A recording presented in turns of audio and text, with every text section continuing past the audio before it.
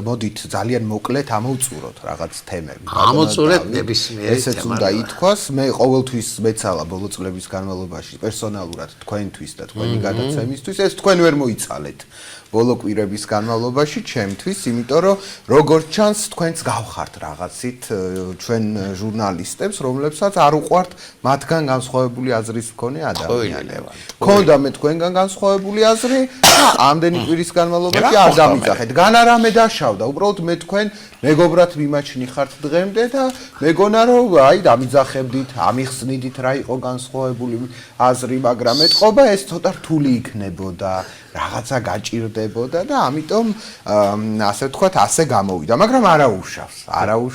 გაბაგებინე რა სიტყოდით შეგვარ ვერახვდები, რა უნდა მეცნალევარ. თუ ბატონო დავით, როგორც თქვენ ამბობთ და მეფიცებით ხოლმე და მე მჯერა ამას გეფიცებით ეგეც ვითხარით და წმასავით ვიყვარხარ და ასე შემდეგ. წმასავით სიყვარული სხვა რაღაცა. ხო, მეგობრობა კიდე სხვა რაღაცა. მაშინ ბატონო დავით უნდა გეთქვათ, რომ აი ამიტომ არ გეთანხმები ლევან და გვემსჯელა ამ თემაზე, მაგრამ თქვენ პირდაპირ გამწიეთ იქით და ამანებთ თავი, ხო? თუ გინდა მაგაზე ვისაუბროთ, გულწრფელად გეუბნები. აბა ვისაუბროთ. საჩვენს რა არის, ზეხ აი ნო, შენ პრინციპში მიუმხრობელი იყავი ყოველთვის, ხო?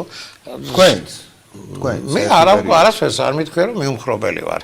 გულწრფელად გეუბნები. მე მაგალითად თვლი პატერსნად გეუბნები ლევან და შენ თვითონ კავკასიური სახლის სახელით მოუწოდე ყველას რომ სალომეს კი ბატონო მე ვთვლი რომ სალომეს დიდი შეცდომა იყო ქართული ოცნებისათვის, ბიზნეევანიშვილის და ქართული საზოგადოებისათვის. ეს იყო და ესა შენ რადგან ეს აირჩიე და ეს გააკეთე, მე ვიფიქრე რომ შენ გაცდი იმას, რასაც ქვია მიუმხრობელობა და არ მინდოდა რომ დაუშვათ რაღაცნაირად სხვანაირად. ბატონო, მაგრამ ეგ რო გეთქვათ, მე რო გეთქვათ, თუ მასავით სიყვარული გაქვთ და ასე შემდეგ, თუ გაინტერესებს, გავაგზავნოთ, აბა, ოღონდ მეც მაპასუხები. კი, კაცო, მე არც პასუხი შერადგან შეკითხვა დამიშვა, მე ვთვლი რომ არ უნდა დაგესვა შეკითხვა. რა მოხდა ლევან რომ? არაფერი. არც მე თქვენ სხვებისგან განსხვავებული მეგონეთ ამ ასპექტში. ბევრ რამეში განსხვავებული ხართ ცხადია, მაგრამ ამ ასპექტშიც ყოფილ ხართ აი ამ კონკრეტულ ასპექტში სხვების გავსი რომ თუ არ გამეთანხმებით, აღარ დაველაპარაკები. და მეორე ბატონო დავით, თქვენ რო რამეს თქვენზე ვინმე რამეს რომ მეუბნება, მე ამას უწევ წინააღმდეგობას. ძალიან დიდ წინააღმდეგობას. ყველასა ღაზის გამოხატვა, მაგრამ ჩემ წინაშე მე არ მიყვარს, როცა იმ ადამიანს ვისაც ვაფასებ რაღაცას ეუბნებიან, მაგრამ თქვენ ბატონო დავით, ჩემ სახლშიც ნამყოფი ხართ. ბაბუაჩევის ბინაშიც ნამყოფი ხართ წყნეთში. იცით სადაც ვცხოვრობ და ის მედი მაკბეტი, რომელმაც დამაბრალო თურმე ირაკლი ღარიბაშვილმა მიყიდა მე სახლი და გამდიდრდი ამის გამო და ჩემი ფუფუნებისთვის და კომფორტისთვის პოლიტიკურ შეხედულებებს იმ ადამიანებს თავზე ხელი გადაუსვით. ამასაც ცნობად მივიღეთ. ამასაც გავიქვა. ეხლა რაღაცა ქაიცია ბაბატია და ეს ბავშვები რო საბავშვო ბაღში არჩევენ. ბავშვები ბატონო დავით, არა. ბატონო დავით, ნახეთ ერთი წამით მემაცადეთ.